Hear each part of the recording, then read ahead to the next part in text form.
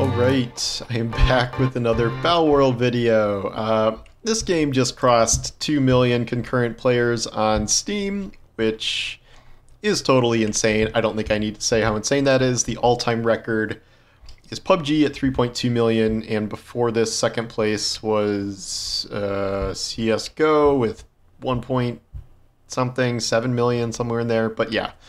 This game continues to go nuts, so I am going to continue to cover it, and also I just enjoy playing it, so I am not just trend following here.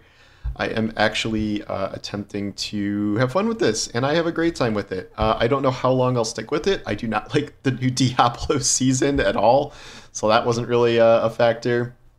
And we'll see about Suicide Squad. Yeah. Okay, so this is a live gameplay thing. I wanted to talk through just sort of like what I've been doing in Palworld, why I like it, like what my kind of gameplay loops have been. As you can see, I am in my base. I did this like 2 seconds away from spawn, essentially, because I didn't really know what I was doing. In hindsight, I was like, oh, like this will be cool, like this crumbled ruins, like this is a great place for a base. Except not really, because it makes pathing even more annoying than it would be otherwise. In theory, you want something a bit more open. Although this does have a really good choke point. What are you doing? What are you doing, Arsax? You gotta get out of here. Come on, bud. Should probably put a gate there. This is a good choke point for enemies, which we can mostly just blow them all up right here. I am level, what am I? 37. My base level is 16, and I'm working my way down through the technology tree here. It goes up to 50, and you keep getting like upgraded buildings, upgraded spears. I just made myself metal armor, or refined metal armor. I don't think I crafted this yet, but now I can get a single shot rifle. Oh wait, no, I did craft it. It does not look like this. It looks like this, which is a totally different gun. And you will find many goofy things going on here. Okay, apparently this guy doesn't have a job except eating food, so here, bud, you gotta smelt some stuff for me, okay? Here, 93 ingots. That'll keep you busy, right? So yeah, I have, I can walk you through my team here. This changes a bit from place to place. This is my giant electric dinosaur. I originally had him providing electricity over here, but he is literally like twice the size of this guy, who's like the other water version of him. So that wasn't going well. He kept getting stuck on everything. This guy is my super sick combat dude, where he's like an archer. He's, you know, Robin Hood but grass. And he has this move where he lays down a bunch of mines which just explode enemies, like big groups, big bosses. This is Incineram. He is my fire type dude who runs around headbutting things and shooting fire. There's a lot of good fire types, so I kind of swap him in and out. He's running off to do something. When you spawn enemies in your base, they like will go run away and do tasks. This is just a temporary one. This is King P.E.K.K.A. I only have him out right now because he's part of my mining crew. He gives you 100 extra carrying capacity, so when I'm going to do my mining, he comes with me and gives me better storage. And then finally we have Galeclaw. You may have seen my article about Galeclaw and how upgrading his central mechanic allows you to use him as a glider. And that's good for like going places because, you know, it can take you far, but also it's like a better version of sprint because this is faster than like running. It's faster than most mounts, and you can just sort of get around really quick with the quick double tap here. I don't know if this was fully tested for how good it makes traversal, but that is what I'm using it for. So I have a system set up here where I have constant logging, constant mining of ore. I have beds for every pal. I have a hot tub so they don't get too upset. Come here. Can you come here? You look stuck. And I don't know what he's doing. Oh, he's going to rest in there. I have power generation for my production lines. I just started this farm for sheep because I need wool. And what else? I have a lot of storage that is not super well organized that I need to kind of sort through. I have my bed, which is essentially a tomb. I don't care about, like, I know people are building like big elaborate buildings, but like this is not the space for that, so I didn't even bother, and everything is just outside, which helps with pathing.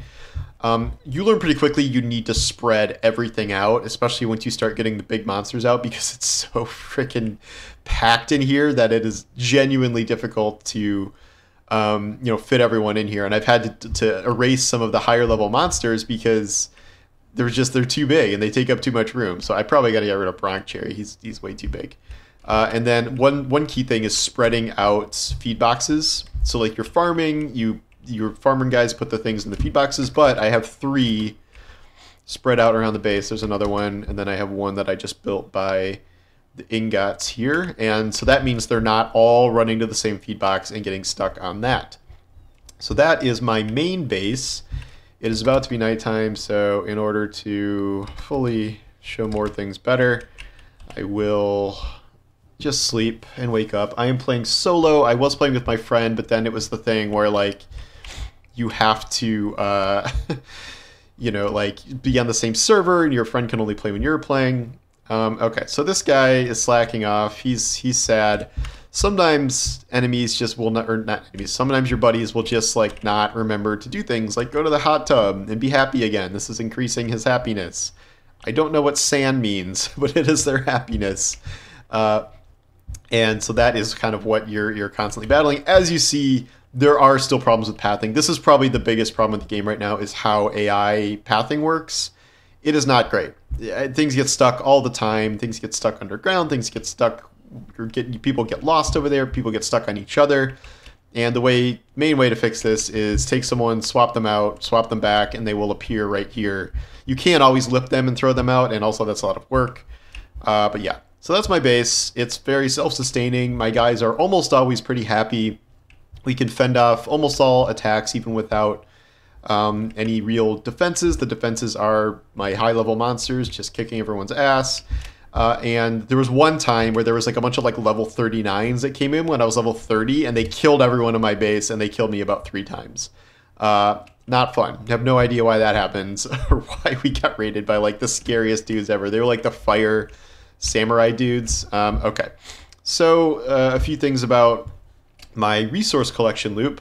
So first I wrote an article about this was a really good mining spot. This is a church that is definitely pulled from Elden Ring, like many things in this game. But like this is just obviously like an homage. Like I don't think they're trying to steal things from Elden Ring. Like it's okay.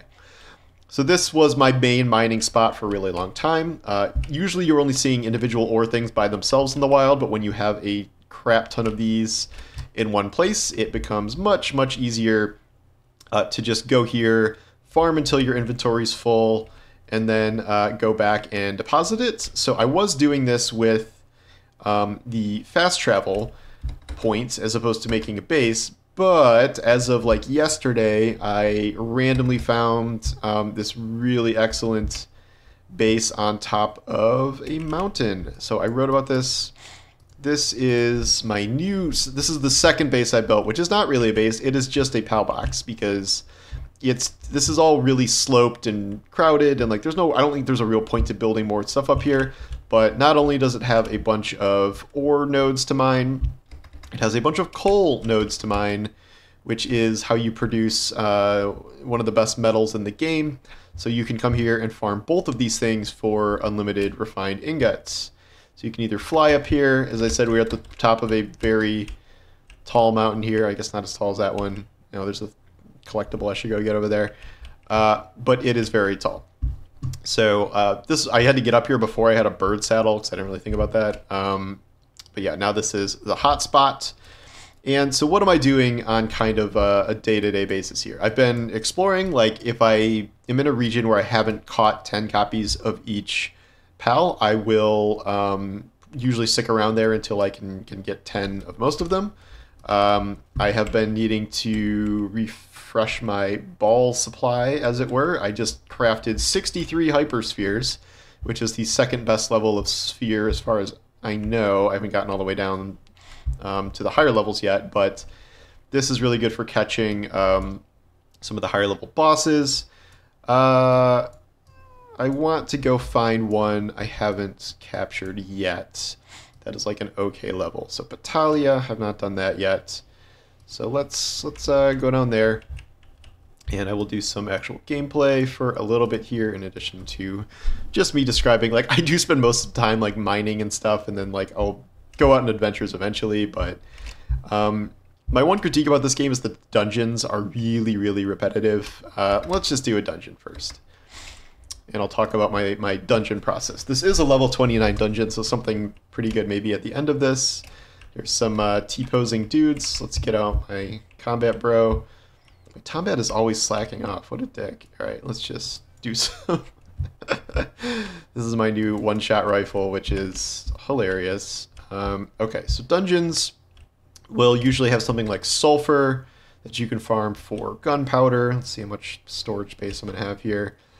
That's kind of a key ingredient in gunpowder. I get almost all of my palladium in here, because they have these giant, huge things of it that are 40 palladium per thing, as opposed to the little nodes that are 5. What is this guy? Level 22. Okay. So we're gonna, if he's that low, level 21, I'm just gonna poke him with my spear a good amount, because he doesn't really pose a threat to me. We'll see. Oops. Threw that right through him. Use some of my Gigaspheres, which are not, they're my second best spheres. He escaped to 82%. Bullshit. I know I don't have 10 copies of this guy. You kind of have to remember who you have 10 copies of. You can check in your PAL decks, whatever the hell they call it. So that was 4 out of 10 for him. I do have a lot of like other PALs that I know are good that I just haven't really used yet. You know, there's plenty of these that I could be investing more into. I just have my core team, and like if you catch something, it's probably not going to be at the level of your teammates. So you kind of have to invest in fighting things to make that level up. Here's another loot moon. Need 6 more of these guys. All right, how much does one body shot do with this? Wow, that totally missed. Boop. Yeah, pretty good. Okay, so there we go. 2 shots as opposed to a bunch of spear pokes. But ammo is pretty scarce for this, so I don't know if I want to waste it on level 20 randos. Okay, so when you get to a dungeon, it usually splits like this at some point. This is always the way to the boss room. This is like another room with enemies and mining and stuff usually. It's kind of weird. It's just so repetitive. Like, it is a carbon copy of, it's like, maybe there's more interesting dungeons in other regions, but every region I've been to is some variation of this. And watch this be the one dungeon that is not like that. I still think it is. I think you have to go through the back room there, but all right, Robin Quill, fuck him up. Come on, step on the mines. You're not going to step on the mine? Fine, I'll just shoot you. Okay, so yeah, Robin Quills. No one messes with Robin Quill. Was there another guy? No, they're already dead. Okay. I don't know why this guy's so good, but he's sick, and I love him. I'm sure there's a lot of good combat guys. Yeah, okay. Also, if you get to this room, the boss is probably behind it. It's just kind of a pain. Don't go down there. You'll die, I think. I think you die? I've never tried it. I just don't want to risk it. Dying in this game, if you're playing on normal, you will drop everything. So that's not ideal. I gotta keep an eye on my time here, because I'm supposed to meet someone for lunch. Oh, it's a Robin Quill thing. Oh, crap. If I can catch this guy, maybe he can replace my current Robin Quill. Alright, let's get out my fire guy, since we still have Pokemon matching. Alright, kick their ass. Go, do the thing. I'm gonna kill these other 2 guys first. I could catch them, but I just want to get them out of the way. Boop. And these guys aren't high enough level to like cause me serious harm, I don't think. You gotta make sure, so the key is you gotta make sure that your guy is not gonna kill them before you can catch them. So I'm gonna let him beat him up for a little bit. How much damage does a rifle shot do? Oh, that does a lot of damage. Alright, that's too much damage. So what I usually do is just wait a little bit for my very slow Incineram to kill him a little bit more. Alright, getting down there. Once they're down to about a quarter-ish, that's when I, in most cases, will want to pull them back. Unless it's like a really huge boss, then I'll try to get them down even lower. Alright, now we're getting a little risky. So I'm just gonna... Oh, I'm also getting killed a little bit. Okay, so he's really low. He's also on fire. Maybe I shouldn't have done that. Come on. Come on. There we go. I got him. Okay.